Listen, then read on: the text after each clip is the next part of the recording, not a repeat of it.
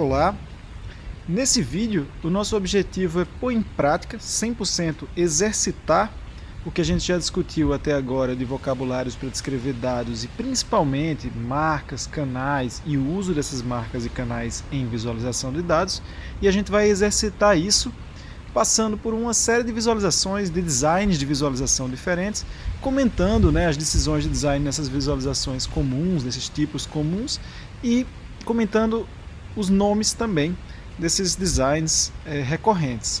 O objetivo da gente então é criar com isso um repertório comum de designs e criar também o reconhecimento das decisões de design que são frequentes, que são usadas em designs comuns, coisas como gráficos de barras, gráficos de dispersão. A gente quer ter esse vocabulário de nomes, que significam padrões que acontecem, e o entendimento do que está nesses padrões. Vou passear por uma série de situações e de visualizações, começando por distribuições, com situações onde a tarefa principal da audiência é analisar a distribuição dos valores de um atributo. E aí vou pegar uma situação que aconteceu comigo algumas semanas atrás. Eu queria analisar quão governista eram os deputados de diferentes partidos na Câmara dos Deputados brasileira. Então peguei os dados de votação de 19 a 20, calculei a proporção de vezes que os deputados de cada um desses partidos aí votaram de acordo com o governo e produzi esses dados aqui. Um item é a observação do tamanho da bancada de um partido e do quão governista essa bancada na Câmara.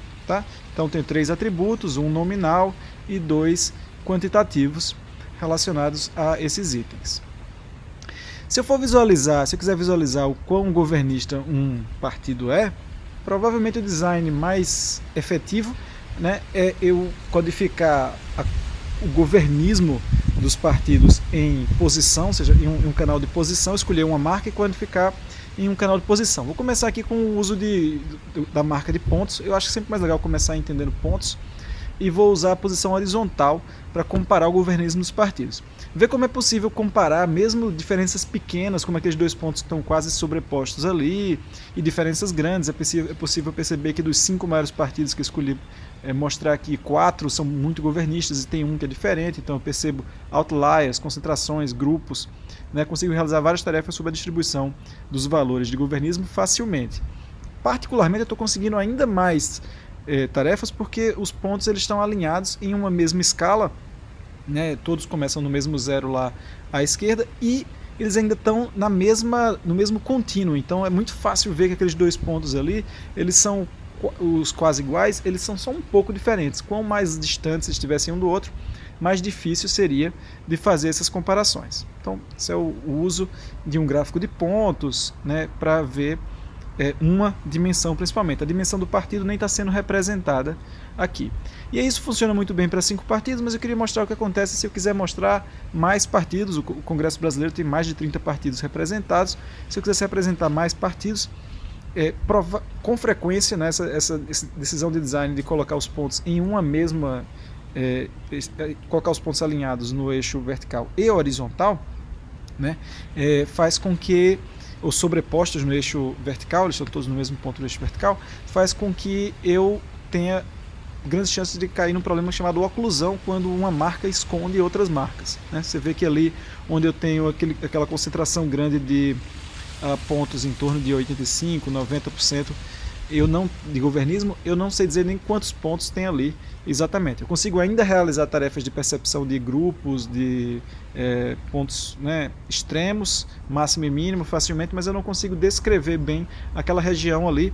Esse é um problema, uma limitação de escalabilidade dessa decisão de design de usar os pontos em uma mesma escala, em uma mesma altura do eixo vertical. Se eu usasse a posição vertical para separar os partidos em regiões, eu poderia contornar esse limite de escalabilidade em um design parecido com o de um gráfico de barras que você provavelmente já conhece. Eu quero mostrar uma outra alternativa aqui, que é a possibilidade de eu, em cada região dessa, na verdade, eu empilhar os pontos que tem valores coincidentes. Não exatamente valores iguais, no fundo eu acabo tendo que dividir o eixo horizontal, o espaço horizontal, em faixas de valores, e aí eu conto quantos pontos cabem em cada uma dessas faixas de valores. Isso tem se convencionado de chamar de dot plots. E aqui, por exemplo, a altura agora de um ponto, a quantidade de pontos A altura dessa barra formada pelos pontos aqui significa quantos partidos tem exatamente caem naquela faixa de governismo específica ali. O dot plot ele é interessante porque ele escala muito mais. Vê aqui, por exemplo, se eu olhar todos os 513 deputados de acordo com a presença nas votações na Câmara em 19 e 20, e aí você vê que eu tenho 500 pontos e você consegue perceber as regiões onde tem mais e menos pontos facilmente. Eu consigo realizar aquelas tarefas de distribuição, de análise e distribuição mais facilmente. Eu não consigo saber exatamente quantos deputados tem em cada faixa de valores dessa, né? A gente chama de bin às vezes em inglês, mas em cada faixa de valores dessa eu não consigo saber quantos deputados exatamente tem, mas consigo perceber concentrações. Uma alternativa interessante do dot plot é a possibilidade de eu não necessariamente alinhar todos os pontos que estão empilhados, né, a altura do empilhamento de pontos no zero embaixo, e sim alinhá-lo no meio, fazer com que um ponto esteja no meio da minha posição vertical, e quanto mais pontos existirem, mais eles vão ampliando a altura dos pontos empilhados para cima e para baixo. Isso cria essa sensação um pouco mais orgânica, essa noção mais arredondada, que tem uma aparência agradável, interessante, e dá para perceber facilmente ainda concentrações, distribuição, né? Esse é um design que tem sido bastante usado em jornais recentemente, na web. É um dot plot com o alinhamento dos pontos no centro da região vertical e não embaixo da região vertical, no zero, que é do vertical, que é o que a gente convencionou fazer na estatística antes. Um exemplo de dot plot desse tipo é esse aqui do New York Times, mostrando os tempos de viagem, né, para o trabalho de diferentes pessoas. No eixo horizontal você tem a duração do tempo de viagem, o ponto, cada ponto é uma viagem, e aí onde há maior concentração de pontos você vê essa maior largura, né, do gráfico, você vê uma concentração que a gente está associado com muito, acaba que a largura dessa área formada pelos pontos, ela codifica o número de itens dos dados naquela região também. Aqui a cor também está redundante, significando a mesma coisa que o eixo horizontal, né? Acaba criando um propósito mais estético até do que de necessariamente ter uma informação nova.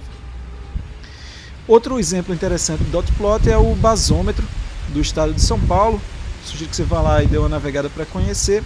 Isso aqui está mostrando quanto o Congresso votou de acordo com, né, aliado ou oposição ao governo. Um pontinho aí é um deputado, e aí a diferença é que eles não estão alinhados do zero embaixo para cima, né? As contagens do dot plot, o empilhamento está do zero para baixo, para dar uma noção de estética diferente.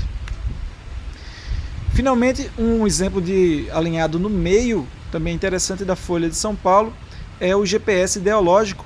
Tá? Cada ponto desses aí é um influenciador, alguém no Twitter com muitos seguidores. Eles representam no eixo horizontal se são pessoas que têm um discurso mais à direita, pessoas que têm um discurso mais à esquerda, e eles representam no tamanho do círculo. Eles representam no tamanho do círculo também o quão popular esses influenciadores são, né? A cor está codificada redundante também com o eixo horizontal, mas vê que onde há mais influenciadores, né, você tem esse efeito, o grupo, a faixa de cor gerada pelos pontos unidos, ela é mais larga onde há mais influenciadores populares, porque as duas coisas juntas colaboram para deixar o gráfico mais largo, né? E ela onde há menos influenciadores, né? Há menos influenciadores na centro-direita do que na centro-esquerda, por exemplo. Eu consigo realizar tarefas de análise e distribuição sobre esses dados com facilidade. Eu não consigo ter precisão de quantos pontos a mais existem num lugar do que no outro, porque eu não tenho nenhum eixo vertical de comparação disso, mas eu consigo ter noção de grandes diferenças, que é a que se propõe esse design. Um design muito parecido, vindo mais da estatística, né, tradicional, é o design do histograma e do gráfico de densidade. Ele é exatamente a mesma coisa que o dot plot que eu fiz lá no começo das presenças de votação nominais, só que decidido com faixas de valores tipicamente mais largas, por causa do histograma.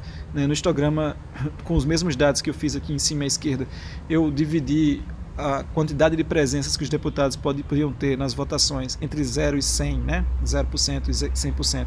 Eu dividi em 10 faixas de valores possíveis e eu contei quantos deputados caem em cada faixa de valor dessa. Esse é um gráfico clássico, super comum da estatística para analisar distribuições de valores quantitativos.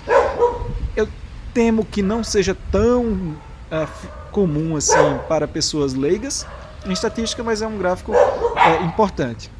O gráfico de densidade, ele é um gráfico equivalente, mas que tenta estimar, tenta suavizar, né, tenta estimar exatamente qual a probabilidade, qual a frequência com que acontece cada um dos valores possíveis de uma variável que seja contínua e não discreta, não discretizada, não separada em faixas de valores. Tá? Então a integral, ou a área debaixo da curva do gráfico de densidade soma 1, né? E aí isso ajuda você a entender que faixas de valores são mais comuns, menos comuns. Ele é uma espécie de versão suavizada do dot plot lá, se você comparar.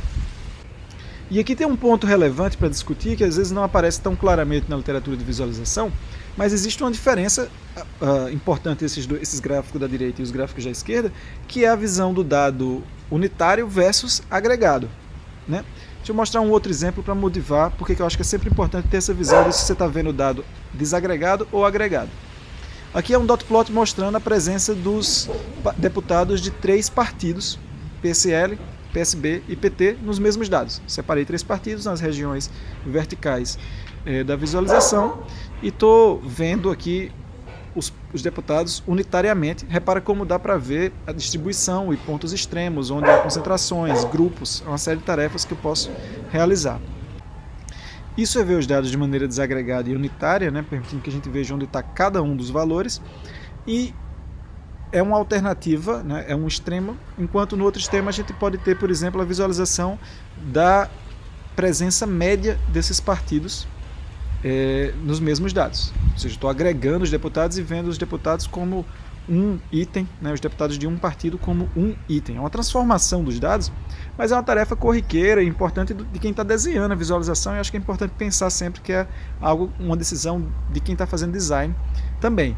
Repara como eu tenho muito mais simplicidade nessa versão agregada, mas eu tenho muito menos informação, eu tenho muito menos tarefas que eu consigo realizar de análise e de comparação entre os partidos aqui. A média ela é um resumo, é um sumário, né, é os dados compactados, e por isso ela tem muito menos detalhe e muito menos possibilidades de padrões a serem detectados.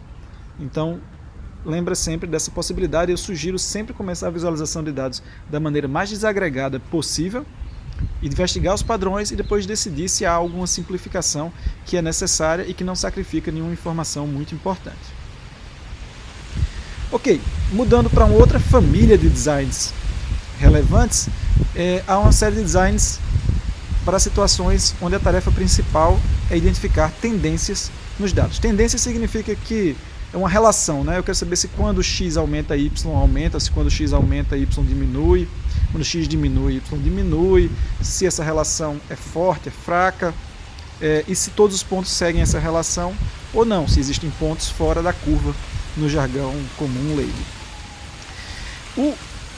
O design rei ou rainha para esse tipo de situação é sem dúvida o gráfico de dispersão, né?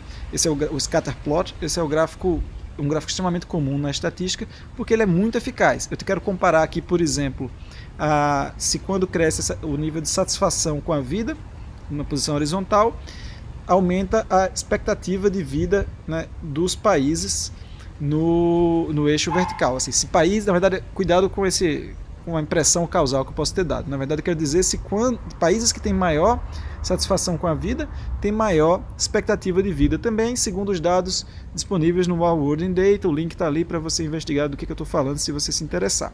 Mas vê que cada ponto é um país. Tem mais 2 variáveis sendo representadas aqui também, 2 atributos dos países sendo representados aqui também. Um deles é o continente, está representado na cor dos pontos, e o outro é a população, que está representado na área dos pontos. Tá vendo como a China é enorme ali no meio da visualização, e a Índia também. A gente já sabe dizer que se um designer resolveu colocar, né, a satisfação no eixo horizontal e a expectativa no eixo vertical, na posição vertical, essas são as duas variáveis nas quais nós vamos conseguir realizar tarefas com mais precisão. Então vai ser mais fácil a gente comparar se quanto maior a expectativa de vida, maior é a satisfação de vida dos países, do que comparar, por exemplo, se quanto maior a população do país, mais satisfeitas são as pessoas daquele país. Essa segunda coisa que eu falei é uma tarefa mais difícil.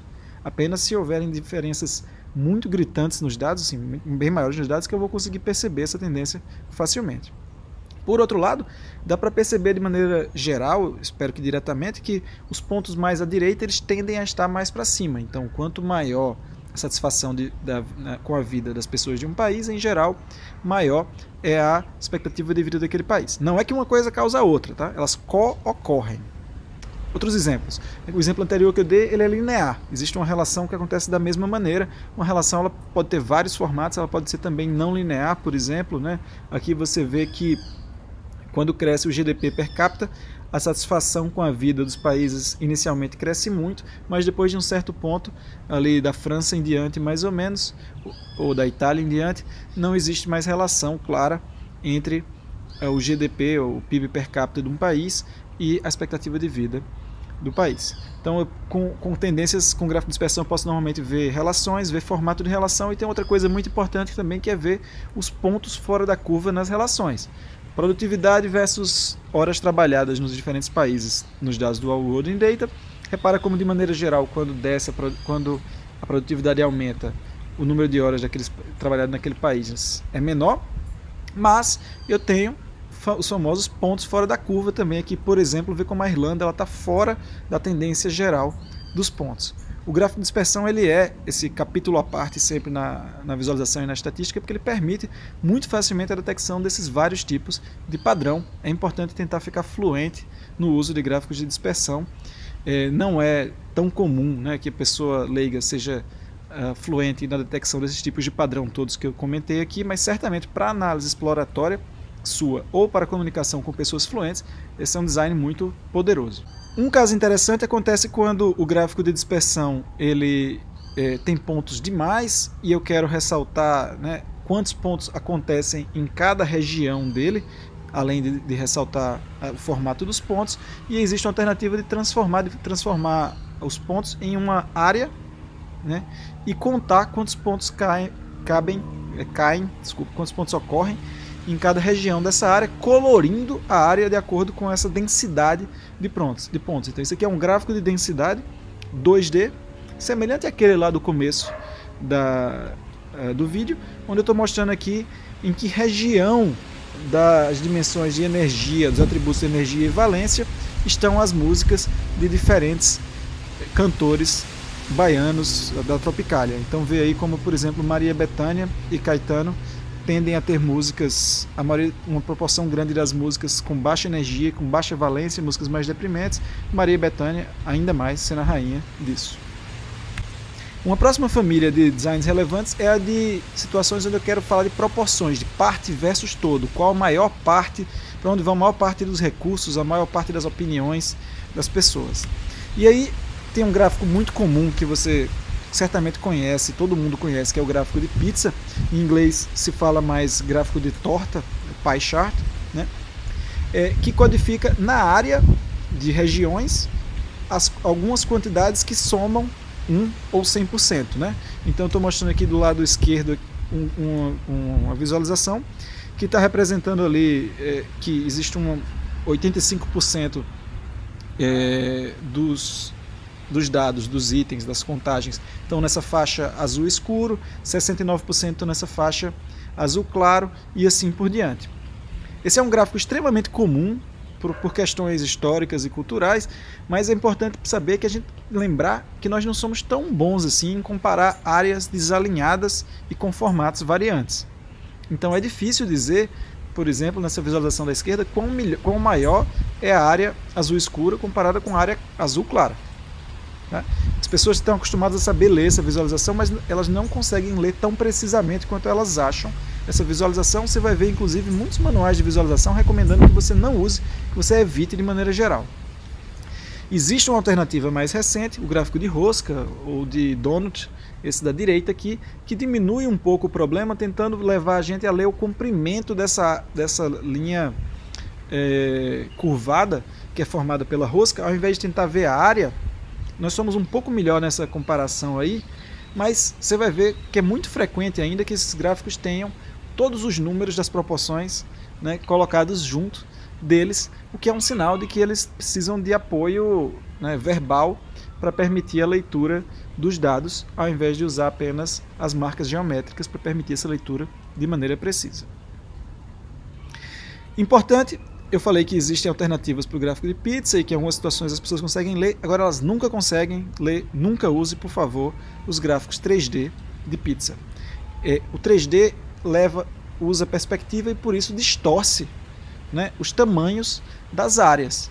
Repara como esse 18% laranja do lado esquerdo ele parece bem maior do que o 15% lá de trás, parece desproporcionalmente maior do que o 15% lá de trás, porque o 3D distorce o tamanho das fatias.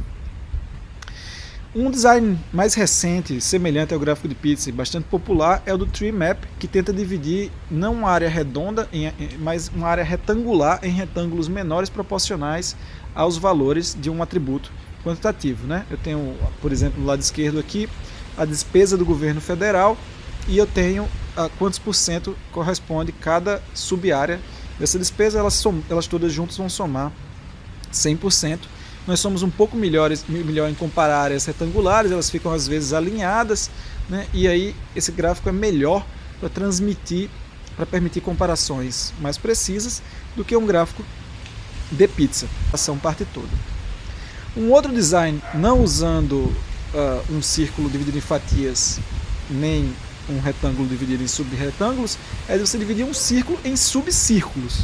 Tá? Esse é um design menos comum, que tem um apelo, mas por outro lado tem um apelo estético bonito, né? Assim, interessante, chamado de círculos hierárquicos. Aqui a área de um círculo também é proporcional ao valor de interesse da audiência. Por fim, tem um muito comum, embora que às vezes gere confusão na audiência, mas que é o gráfico de barras empilhadas, onde eu vou dividir cada barra em subpartes, né? E o somatório da altura das barras significará algum todo. Por exemplo, tudo que foi gasto em dezembro, janeiro e fevereiro pelo governo federal, e aí a proporção desse todo que foi gastado na categoria azul, né, seria representado pela proporção da altura azul com relação à barra toda. Isso comumente é feito com valores absolutos, como está nessa visualização da esquerda, ou com valores relativos, fazendo com que todas as barras sempre somem 100%, como está mostrado nesse exemplo da direita. Ambos são barras empilhadas, absolutas ou relativas, em inglês stacked. Mais uma família de designs é aquela que se preocupa com mostrar como alguma coisa acontece ao longo do tempo. Tempo é um tipo de dado que tem algumas particularidades e algumas leituras, né, específicas que tem a ver com nossa percepção cultural do tempo. Por exemplo, normalmente a gente está acostumado a ler, é importante pensar que a gente está acostumado a lê-lo sempre no eixo horizontal, essa é a expectativa da audiência. Tempo no eixo vertical, em geral, causa estranhamento. Os dois designs mais comuns de longe para mostrar a variação de uma variável ao longo do tempo, né, são um gráfico de linha ou um gráfico de área, que são equivalentes. No fundo, a diferença eu diria que é principalmente estética do efeito de perceber, né, as variações ou de perceber o formato da série temporal. E aí, aqui as tarefas interessantes, né, são perceber se existem tendências de subida, se existem vales, picos, se existe muita variação em pontos próximos. Tem mais coisas que a gente tipicamente faz aqui do que apenas a tendência. Outros designs alternativos para visualizar séries temporais, tem um que eu acho muito interessante, que é utilizar como marca uma área, né, e você tem uma região para cada série temporal, e você pode codificar na cor, né, o valor da variável quantitativa que te interessa. Aqui eu tenho uma variável quantitativa, uma variável categórica, que é a cidade, né, e quanto choveu nessa cidade. Duas variáveis categóricas, desculpa, a cidade e a região. eu separei as áreas, partes da visualização por... Eu separei não, o Nexus separou nesse design super legal. As áreas da visualização por cidade e por região, ordenei, elas estão ordenadas por esses dois critérios. E no eixo horizontal eu tenho o tempo. E aí, para cada mês, cidade, a visualização usa cor para representar quanto choveu naquele ponto. Nós somos piores para detectar cor, variações em cor do que variações em posição, mas quando as variações são grandes, né, esse é um design que é bastante compacto e consegue comunicar padrões. Vê como no Nordeste, em geral, chove no meio do ano, enquanto, por exemplo, no Sudeste chove no começo e no fim do ano. Dá para perceber isso, dá para perceber como Teresina e São Luís são diferentes. Lá chove de janeiro a abril, enquanto em muitos outros estados chove no meio do ano. A ordenação dessas cidades certamente ajuda muito ou impacta muito na leitura desses padrões que eu falei. Esse é um exemplo que eu já usei várias vezes de um gráfico de áreas empilhadas, né, quando o que interessa é ver uma tendência ao longo do tempo de um comportamento agregado. Aqui no caso os tweets de todos os deputados, dos deputados de diferentes partidos. No agregado é fácil perceber o que acontece com eles, porque as áreas estão empilhadas e o total delas passa a ser o somatório das áreas todas, ao custo da dificuldade de perceber o que acontece com, por exemplo, a área azul em meses específicos. Como a altura da área vai ficando desalinhada mês a mês, porque ela é impactada pelas áreas que estão abaixo da área azul, eu tenho dificuldade de perceber pequenas diferenças. Tá? É uma questão de alinhamento aqui que impacta na minha leitura. E aí, assim como eu fiz o alinhamento ou com o eixo, com o zero do eixo vertical ou com o meio do eixo vertical para o dot plot, pode ser feito um alinhamento com o meio do eixo vertical também para gráficos de áreas empilhadas. Isso produz um design que tem ficado razoavelmente popular também, chamado stream graphs, ou gráficos de fluxo, né, que mostram aqui o que está acontecendo com o todo e as partes alinhando ao meio. O stream graph dá essa impressão mais orgânica, ao custo, claro, de desalinhar mais as áreas e tornar mais difícil perceber pequenas diferenças. Ok, falta pouco, mas vamos lá. Até agora a gente falou sempre de uma situação onde eu tenho eixos verticais e horizontais, né? Eu tenho dois eixos e eles são ortogonais. Essa é uma forma de organizar as coisas, mas não é a única forma de organizar as coisas. E mesmo dentro desse espaço eu posso inovar. Então esse aqui é um tipo de visualização menos comum, mas que eu acho bastante interessante. É um gráfico de dispersão conectado, tá? Mostrando aqui, por exemplo, como variou o desemprego e a inflação nos governos FHC, Lula e Dilma. E aí, cada ano, né, cada item tem o ano que esse item representa, o desemprego, a inflação e o presidente ou presidenta na época. E aí você vê como o tempo não está sendo mostrado no eixo horizontal, que seria o mais comum. O tempo ele é mostrado por uma ordenação demonstrada pelas linhas e pelas setas que estão nessa linha. Então eu vejo ali e mais ou menos rapidamente eu entendo que começa em 2002 FHC e eu vou vendo o formato de como os pontos andaram nos eixos de desemprego e inflação ao longo do tempo. Então eu consigo saber quando foi o máximo e o mínimo de desemprego ou de inflação, se algum presidente tendeu a estar sempre numa região, sempre na outra, se algum presidente moveu a gente de alta inflação e desemprego para baixa inflação e desemprego e assim por diante. Outra decisão interessante também é tentar escolher não ter apenas dois eixos, e ainda mais ortogonais. Essa é uma visualização, por exemplo, onde eu tenho 6 eixos, tá? São 6 6 variáveis quantitativas, e a marca usada para representar um país aqui nessas 6 dimensões é uma área formada pela ligação, né, dos valores desse país nos 6 eixos. Então o Brasil ele tem esse formatozinho aí de gravata, porque ele tem um valor alto de educação, alto de padrão de vida, relativamente alto de saúde e relativamente alto de igualdade no meio de trabalho, embora tendo ao mesmo tempo poucas emissões de CO2 e relativamente pouca população, quando comparado, por exemplo, com a Austrália. Agora você vê que a Austrália ela emite muito mais CO2 tem padrões de vida, educação, saúde e igualdade no trabalho maiores do que o Brasil e uma população que me parece mais ou menos equivalente. Esse gráfico ele é mais ou menos popular e comum, principalmente no mundo de videogames, né? Se chama gráfico de radar ou gráfico de estrela, e ele tem um apelo estético interessante, mas vai com cuidado só. Primeiro, a escalabilidade dele é bastante limitada. Se eu colocar vários países aí, é bastante difícil comparar esses vários países. E segundo, nós não somos tão bons de comparar padrões que não sejam assim grandes formas radicalmente diferentes entre os dados, né, entre as áreas formadas por diferentes itens dos dados. Uma coisa semelhante a ter vários eixos, né, dispostos como uma estrela, ou dispostos de maneira radial, é ter os vários eixos em paralelo também. Essa é uma visualização de um design chamado coordenadas paralelas, que mostra umas 10 variáveis.